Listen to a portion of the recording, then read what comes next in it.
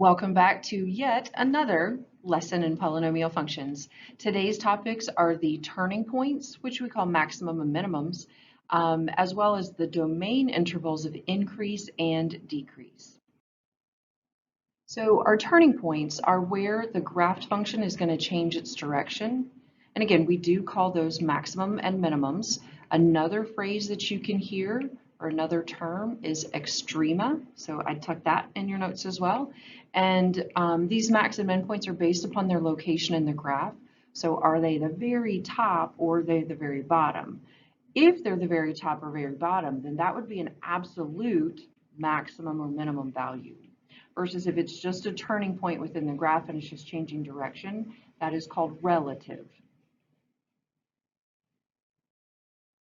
All right, in these examples, we're going to look at the four graphs below. And our first question is, which of these four graphs has an absolute maximum? No other points are higher.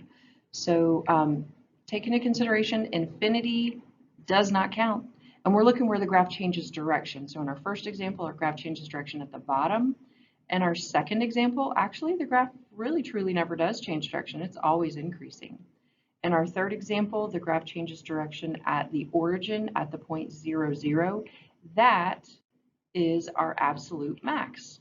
So you can list your absolute maximum as the value y equals 0, or you could also state the ordered pair where that occurs. And then in this last example, the graph is continually decreasing, so it does not change direction either. All right, continuing on, same graphs, different question. Which of the four graphs has an absolute minimum? No other lower point. And again, we're not letting infinity or negative infinity count. But remember, that very first graph that we looked at on the far right does have that bottom point where the graph is changing direction. So that is our winner for an absolute minimum. Its y value is y equals 0, and as an ordered pair, it's the origin 0, 0. Remember, the second graph continually increases, the third graph had the absolute maximum, and the last graph continually decreased. Our next question, what do we notice about the degree of these functions? And we're talking about the ones that have an absolute max or have an absolute min. So for the absolutes, not just a regular max or min, but again, that absolute or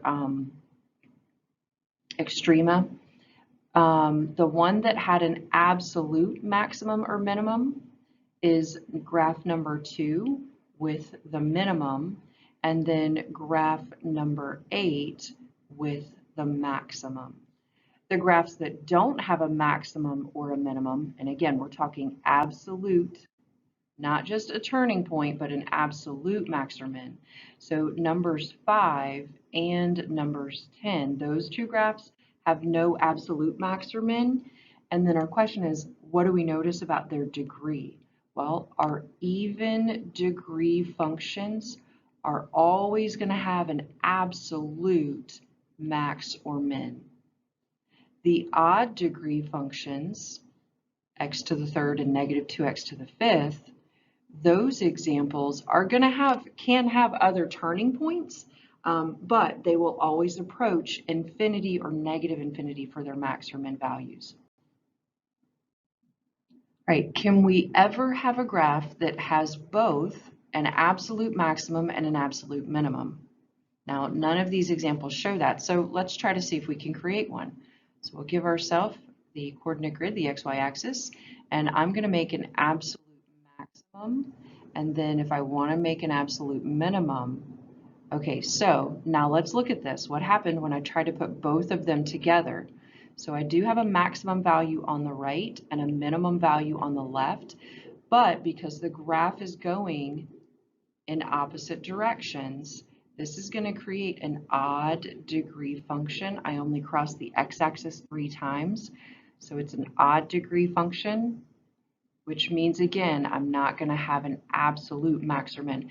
There is no way to get both an absolute maximum and an absolute minimum in the same graph. It's one or the other with the even degree functions. Okay, continuing on. Our next topic that we're going to go through in this lesson is the domain intervals of increase and decrease. And these are sections of a graphed function that are going to rise and fall.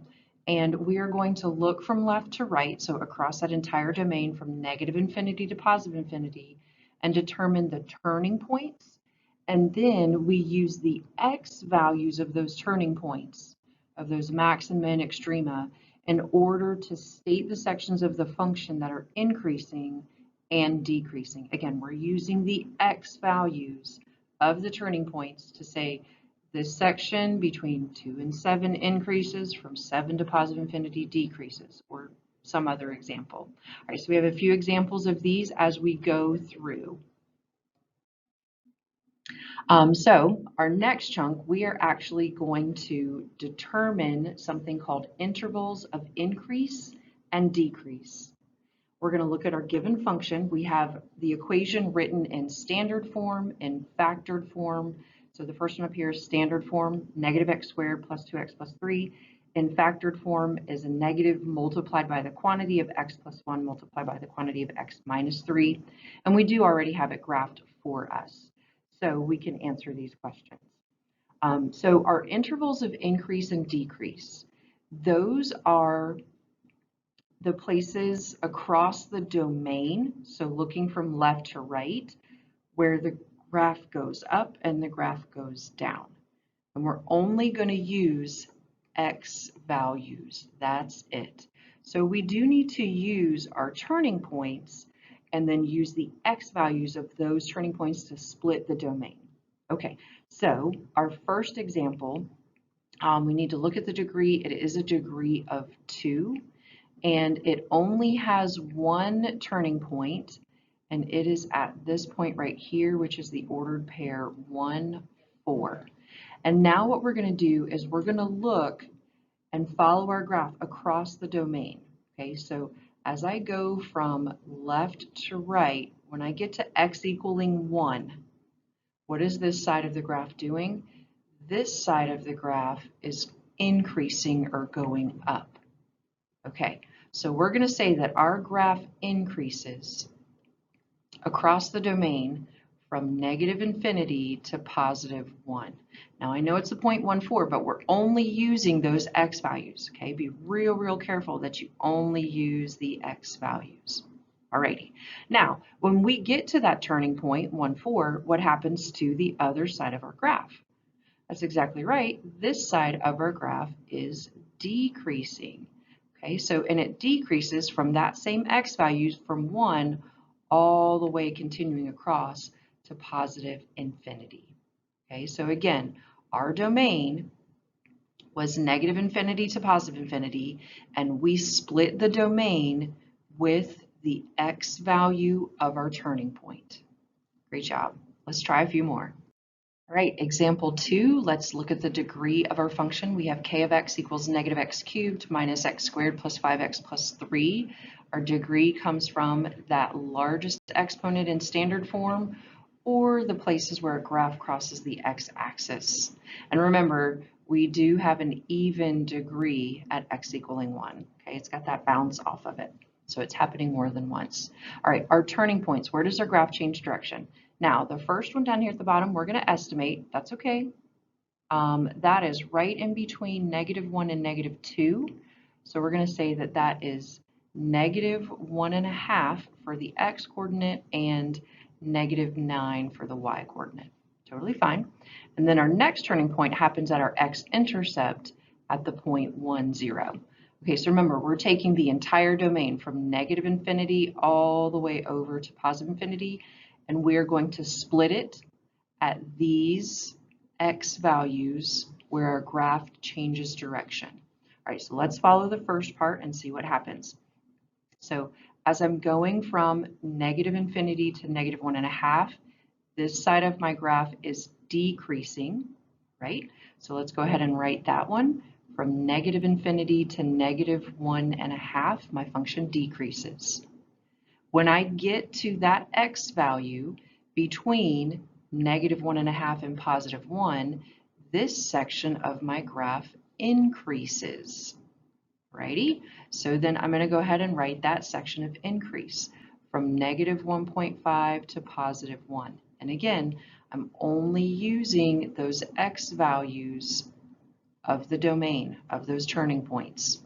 And then at that second turning point, we do have another section of our graph. From positive 1 out to positive infinity, our function is decreasing again. So we are going to write another interval of decrease from positive 1 to positive infinity. Now, because I have more than one interval of decrease, I need to put a u in between. That stands for a union. It just means and.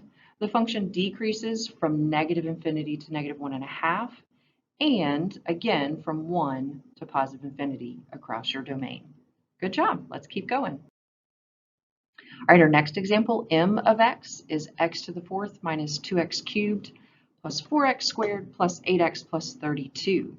We have it in standard form so that we can very easily determine the degree of 4. Again, we could count our x-intercepts. I have 2 at x equaling negative 2, 1 at x equaling 2, and 1 at x equaling 4. All right, let's look at our turning points. Where does our graph change direction? So actually at that first x-intercept at negative 2, 0, that is one of my turning points. I do have another one in between 0 and 1, so we're going to estimate that one. We're going to call it 1/2, so 0.5, comma, and then its height up top is going to be, let's go with like 33, 34. We'll say 33. Okay. And we do have one more final turning point down here. That one's a little bit past the x value being 3. It's not 3.5, so let's just say 3.1. We can use the calculator to get these precise values, but just for practice today, we're just going to get the estimated. And then that is a little bit, that's counting by 5, so we're going to say negative 26 for its y value. All right, so our turning points are at negative 2, 0, negative 1/2, 33, and 3.1, negative 26. Now let's find the sections of our graph that increase and decrease. So going across the first section from negative infinity to negative 2, that section of my graph decreases. That's an interval of decrease, negative infinity to negative 2. Okay, and again, I'm using the x coordinate that represents domain of my turning point. All right, when I get to negative 2, my graph changes direction, and now it's increasing until I get to that second turning point. So that's between the x values of negative 2 and negative 1/2. Alrighty, so again, use those x values. Negative 2 is the beginning of that turning point and the beginning of that interval of increase, and it stops at positive 1/2. Okay, we have yet another change in direction. Our function again between the second and third turning points is changing direction, so use those x values that we have, and we are going from positive 1/2 to positive 3.1. Okay, so I went from positive 1/2 to positive 3.1. Again, I've got two sections where it decreases, so I need a u for a union between the two. And we do have, so that was my interval of decrease. Because we had 3 turning points, we have one more section of increase that's going to take us the rest of the way across our domain. So starting at 3.1 and going all the way out to positive infinity. So from that last turning point, it's x value at 3.1 through the rest of the domain infinity. Okay, so our turning points are negative 2, 0, 1/2, 33, 3.1, negative 26. Our intervals of increase, the x values, are negative 2 to 1/2 union 3.1 to positive infinity. Our intervals of decrease are negative infinity to negative 2 union 0.5 or 1/2 to 3.1. Great job, guys. We've got one more of these. Here we go.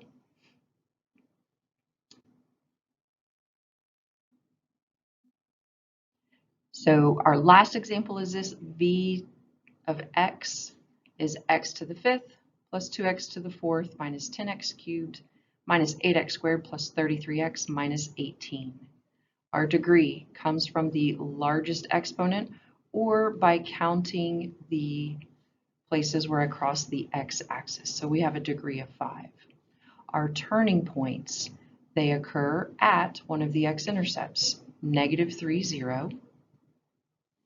I have another one down here at the bottom. Again, that's in between -1 and -2. It's not exactly -1.5.